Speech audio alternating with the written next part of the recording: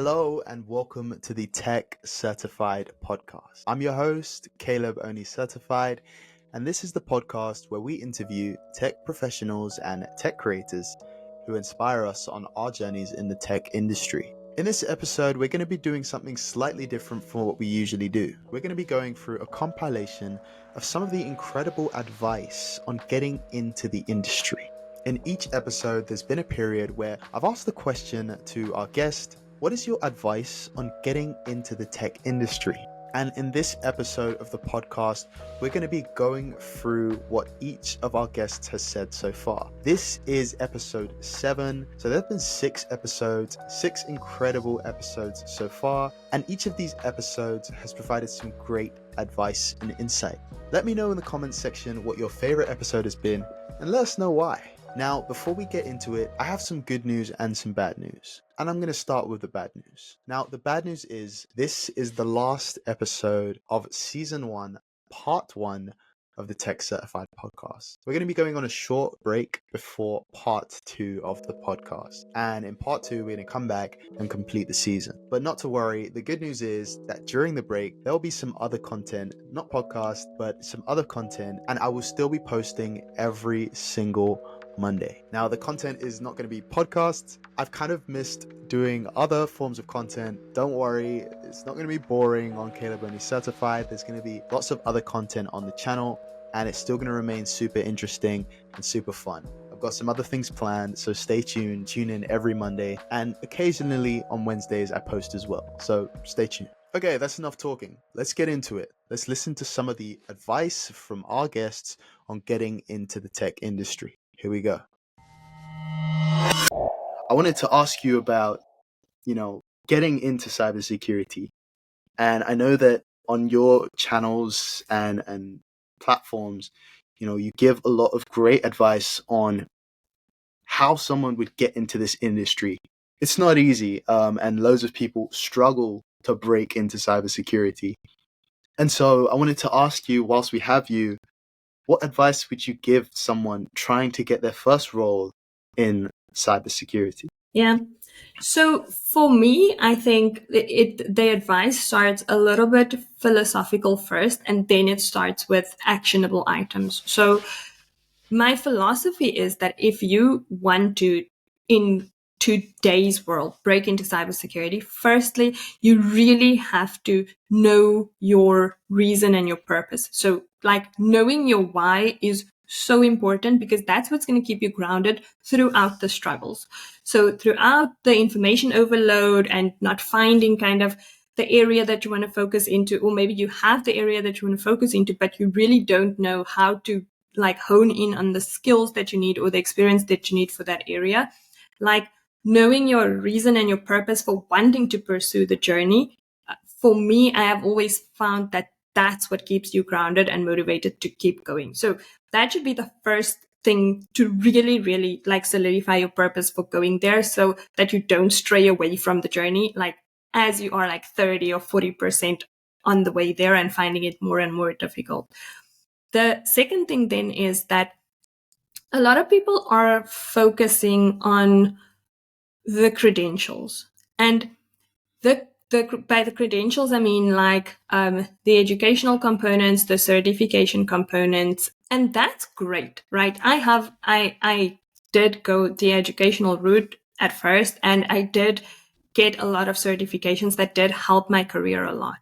However, the barrier to entry for cybersecurity professionals today is really like it is a lot harder than what it was maybe even 3-4 years ago.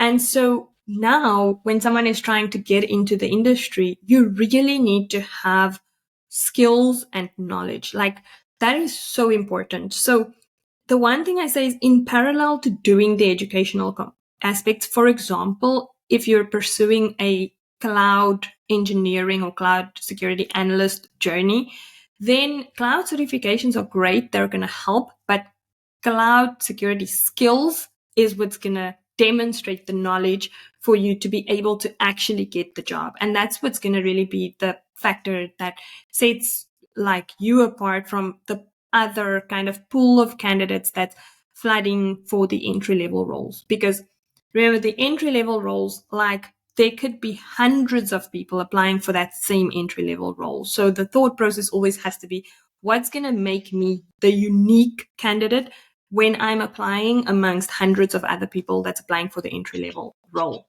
And then I would say, finally, alternatively, instead of applying for the entry-level role, maybe gain more skill, do more projects, and apply for the intermediate level role, right? Because that is kind of a hack that people are not talking about that often, but work experience is not the only experience you can have. Yeah. Wow, that's a good one. I know there's a lot of people that are watching this that are looking to get their first roles in either cloud computing or cybersecurity, and they are looking for how they can get their first role and how they get that chance and opportunity. So for you, who's had a lot of experience in this industry, in this ever-changing industry, what advice would you give to someone who is trying to get their first role in tech, whether that's cybersecurity or cloud? Yeah, sure. So I mean, look, I didn't start in cloud and security. And there's a whole big conversation to be had about gatekeeping. A lot of people say you cannot start in security without doing help desk. You can't start in cloud without doing help desk. I don't think that's true. Now, I think that starting in help desk can be the path of least resistance, and I don't think it's something to turn your nose up at if it's the opportunity presented to you. But at the same time, if you can skip it, skip it. Like, I don't think that no one starts in security. Some people do, especially like when you look at your SOC roles. Like, lots of people are hired out of university to do SOC roles and like manage security incidents and do triage and stuff. I would say focus on. I'd say look in your area and see what's actually hiring and see what the most common technologies are, and try and pick up those technologies yourself. And look, if it's I'm not sure about the AWS side, but if you look at Azure, obviously you watch some courses, but you need to start labbing it, start doing it. Whether you're building a Windows Server home lab or you're doing it all in Azure, watch your costs. Make sure you're understanding your budgets and your cost alerts before you do any of that. But all your Defender products, they all have free trials. They all have free trials that last a month or two. So you can really start configuring this stuff. And it's okay to use tutorials. It's okay to use all the MS Learn documentation. But I would say just if you're at a loss for getting in, you just need to look at what's hiring, what technologies are needed, and see if you can get some sort of free trial for those and start teaching it to yourself. I mean, they're always gonna basically favor someone who's gonna go above and beyond to learn these technologies. If I'm asked in an interview, do you know this? I say no, but I can learn it. Like, I'm eager to learn it. Like, and so that's another thing is that, look, when I was hired as an apprentice, that's another option. Apprenticeships and degree apprenticeships are also something to look at. With a degree apprenticeship, you come out with a 4-year degree at the end, which is really, really valuable. Again, apprentice wages are really low, so I know that's a luxury that some people can't afford. I mean, look, when I was an apprentice, I earned £15,000 a year, but I was very lucky in that, one, I lived with my parents, and two, I had a £6,000 on call. £6,000 a year was on call as well, so it was 21. I knew apprentices that were on 12,000 a year because you go on all these apprentice courses, and I worked for a very good company. Some companies get apprentices for just cheap labor. And so you have to be. I know there's a luxury associated with that, but looking to apprenticeships, degree apprenticeships, they're always worth it. And then you take it upon yourself to start learning the tools, really. Sorry, one last point was that when I interviewed in this apprenticeship, there was people with more experience. There was people that had degrees. I didn't have a degree, but they liked my attitude.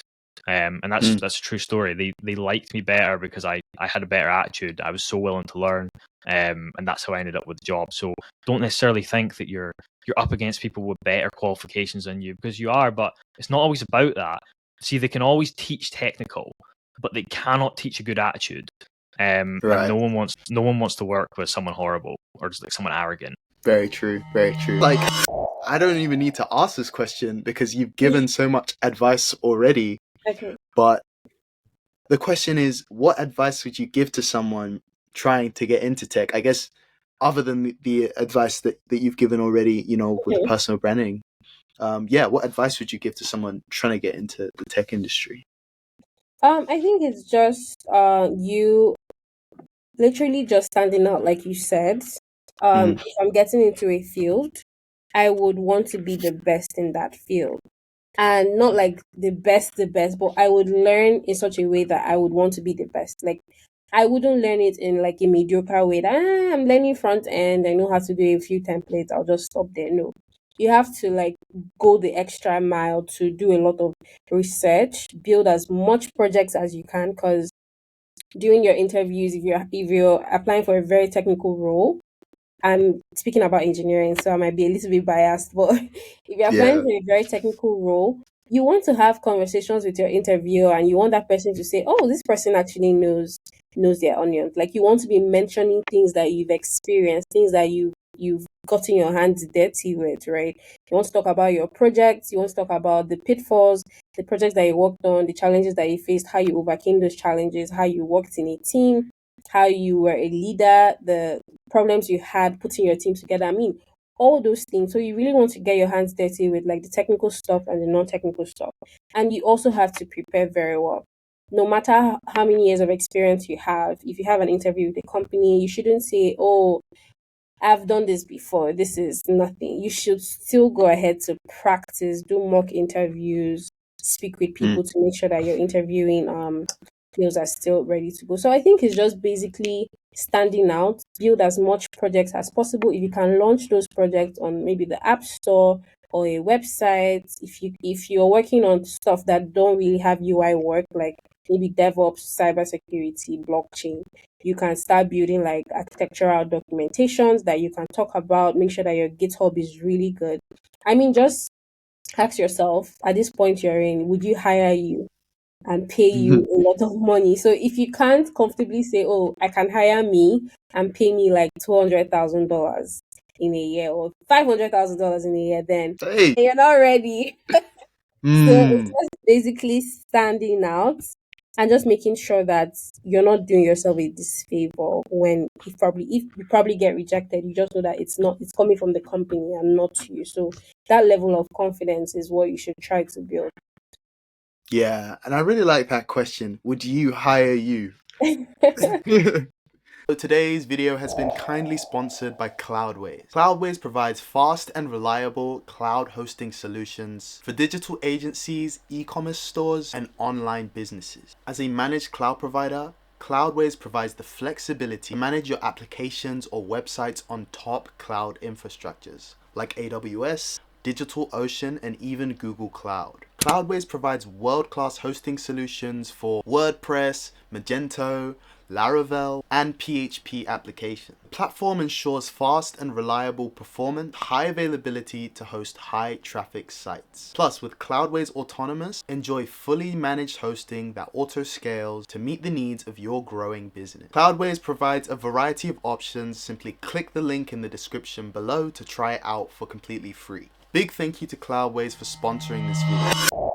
That's a really good story, and it's interesting because I feel like the cloud security industry, I could say for this channel, there's a lot of people in the audience that watch this channel that are really interested in this area and getting into this area and finding ways to get in. What do they need to know? What do they need to learn to get their first role in cloud security? A lot of the time cloud in general, but some people are really focused on cloud security. Yeah. And I wanted to ask you, whilst we have you, because of your understanding of this area, and of course, speaking to so many people who work in this area, what are those key skills to understand and work on and know to be able to thrive in this industry? Sure. I would make an assumption here that if anyone who's watching this wants to get into cloud security, having basic foundational knowledge for IT should just be a given. The reason, like, I get a lot of reach out from asking people who would just say, hey, I want to look for an analyst role in cloud security. I would say the likelihood of you finding that would be fairly low, because think about the kind of companies that look for an analyst role. They're not like the small companies, they are the big companies, like the banks would look for it, the financial institutes, oil and gas. Take a big industry, they're all looking for those. And they're not looking for someone who's just doing cloud. They're looking for someone who can be across other things as well. Because as an analyst, you're supposed to be across many other things. The way I personally see, and at least when we have hired for it, and this is what I encourage people for as well, the reason I say it's a low bar is because if you have, like, say, I have met people who have done the CompTIA Network Plus, CompTIA Security Plus. They've been working on own passion projects, personal projects for, hey, this is a business use case. I've been documenting that on the internet, and I can talk about it in length. I have seen that to be a better approach to find a job in cloud security, which is ultimately the goal for a lot of people. It's not just doing a certification as much as every certification provider would tell you out there. Even though the title of the certificate's a bit deceiving, because like, oh, it's what's the word for it? AWS Solution Architect Professional, AWS Solution Architect Associate. Similar for, I think the Google Cloud one is a Cloud Security Google something. Azure has a similar one. It may have the title of that, but the honest answer to that is when a professional looks at those certification, the first thing they come to mind is, oh, okay, so you have a good understanding of the services that are provided by that cloud service provider. It does not give the person the confidence to feel that you can help me with the project. I would still need to work with you on that. And that the reason I bring that up is because as a skill set, if you're trying to build something, I would say definitely if you have not got the fundamentals, get the fundamentals in first. That will definitely help you quite a bit, irrespective of AWS, Azure, Google Cloud, whichever one you go for. Another one, if you are more already a technical person who enjoys Linux and knows about containers, definitely look at Kubernetes. That's, again, one of those fields where it's a low bar to entry because it is still a big unknown for a lot of people, even though it's been there for I want to say 9 years, similar space, and they're definitely growing.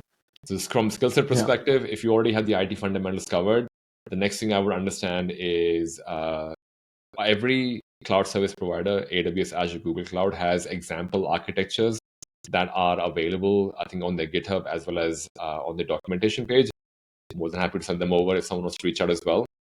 But the reason I point you there is that gives you an understanding of how businesses implement that in their organization, because that's what's going to help you in the interview. Right. That's what you're actually going to do in a job. It's not going to be which Azure service are you going to use for AI, protecting AI applications. There is no service that does that. I think they're trying to work on it, but irrespective of the answer being, it's not the employer would not care about the fact that how many services can you remember. It's more about, hey, I have a problem. It's like going to a mechanic. You don't go to a mechanic because you want to buy a car. You go to a mechanic to like, hey, I need to fix my brakes are loose, or like it's a specific problem you're trying to solve. That's what they're to solve. And in a way, you're trying to be that mechanic for the organization where, okay, what are you trying to solve?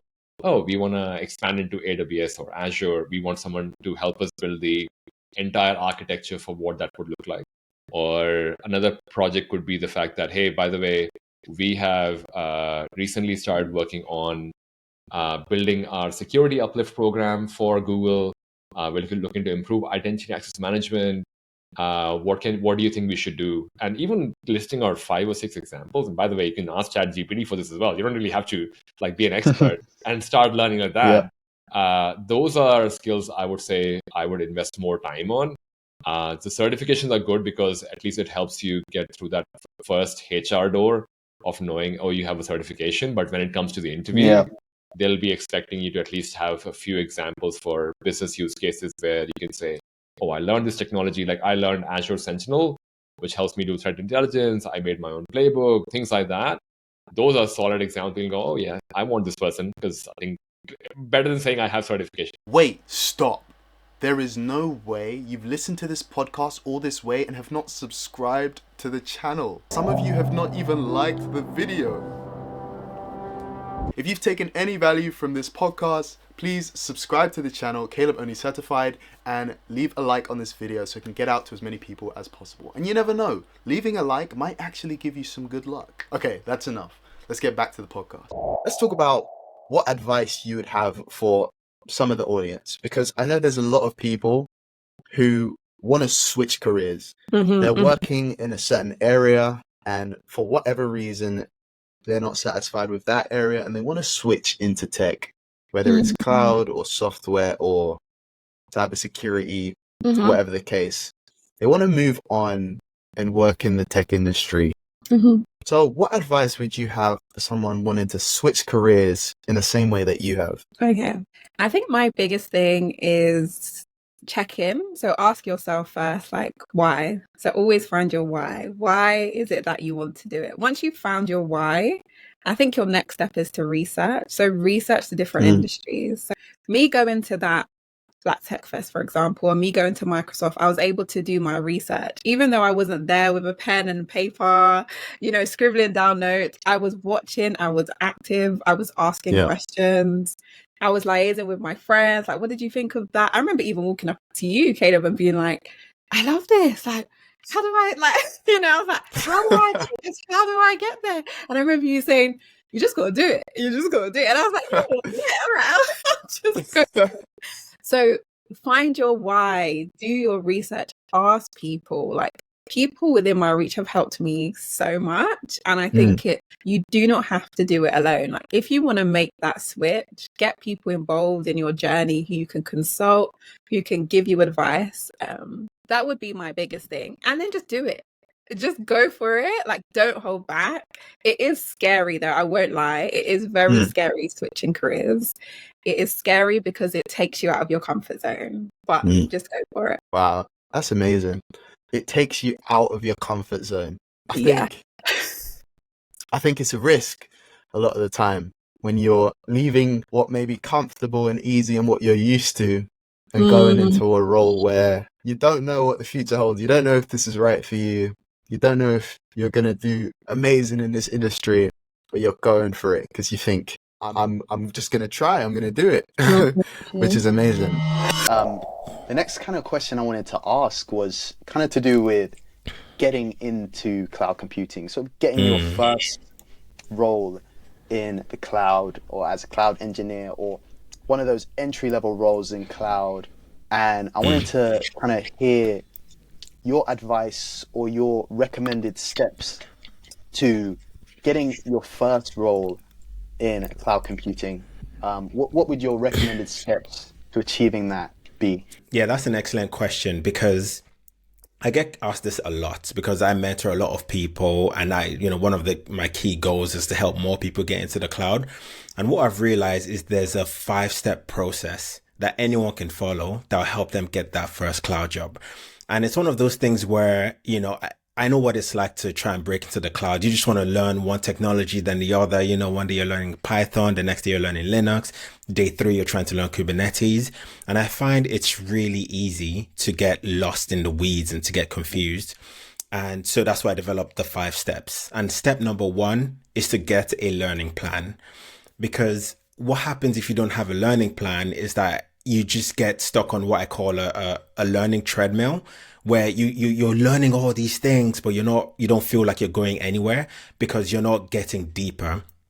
So step 1, get a learning plan. Step 2, master and for some context, here's the general order in which I tell people to learn things, right? 1, learn Linux. Because Linux is the foundation to everything. If you can't do Linux, don't even bother. So learn the Linux command line, step 1. Step 2, get familiar with the AWS console and start doing some projects, right? Create some services, create something in S3 and EC2, just learn how it works. And once you do that, then you can then move on to more automation tools like Terraform, CI/CD, all of that stuff. So that's generally the order in which I'd say learn that. But again, we can go deeper into that later on. So step 1, get the learning plan. Step 2, master technology fundamentals. What do I mean? So let's say you're learning, let's say you're learning Linux, right? You need to understand, why is Linux important? Well, Linux is important because 90% of cloud workloads, at least in AWS, run on Linux. And the reason is because if you're working on a Linux terminal, you don't have the graphical user interface, which Windows does, which means that Linux, you can use a smaller instance type, which means it's basically cheaper. And so that's why a lot of companies use Linux. So understanding why the thing is how it is helps to contextualize it. but then you also need to learn the basic commands, right? So a lot of the times people try and go to complicated and complex immediately. They want to learn serverless straight away. It's like, no, learn something simple, right? So an example I give is a project where you have a WordPress server, right? Deploy WordPress on AWS, for example. And, so there's the simple way to do it, which is launch an EC2 in AWS. I'm sure Azure has its own terminology, but launch a virtual machine, install WordPress on it. And with WordPress, you need a database. You can also install the database on that virtual machine and just have it in a public subnet, configure it right, and just test that everything works. So I'd say that's the simple way to do it. So that's step three, build simple projects. So after you build simple projects in that technology, and then move on to step 4, which is build more advanced projects. So in the earlier example I gave, you had a WordPress server. It's all in like a public subnet to the database, WordPress, everything is on the same server. So how can we make this complicated? Or I don't really like the word complicated. I'd say more of a real world example, because most companies don't do it like this because it's not safe, it's not secure, it's not scalable. So let's say you built this simple project. Now to make it more advanced, you then take other things into consideration. So how I'd do it is that I'd go, okay, now I need some public subnets and some private subnets. And then I'd create a virtual machine in the private subnet and install WordPress on it. But rather than having a database on the same virtual machine, I'd use a managed service. So in AWS, it'd be an RDS instance. And I'm sure Azure has its own managed services. So now you've decoupled the application, which is WordPress, from the database, right? So now they're decoupled. And again, the database is also in a private subnet for security. And what I then do is I'd put the virtual machine with the application in an auto-scaling group, so that, if it gets terminated, another one automatically spins up. And then I'd have an application load balancer in a public subnet. And so the traffic comes through the application load balancer and then into the WordPress virtual machine. Right. And the reason you do it like this is because this is how it's done in the real world. And it just makes your infrastructure more secure, more scalable, more resilient. But if you try to do this more complicated thing I mentioned off the bat, you'll get lost and you'll get confused.